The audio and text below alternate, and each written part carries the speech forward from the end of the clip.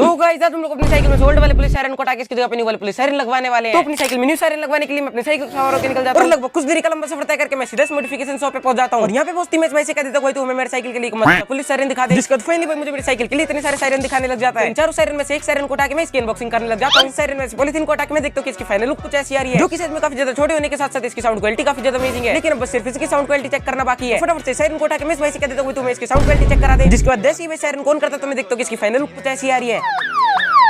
तो बाकी इसकी साउंड क्वालिटी आप लोग कैसी लग रही है तुम लोग मुझे कमेंट में बताओ। जाते जाते चैनल को सब्सक्राइब भी कर देना। बाकी मैं तुमसे मिलता हूं अगली वीडियो में, तब तक के लिए बाय बाय।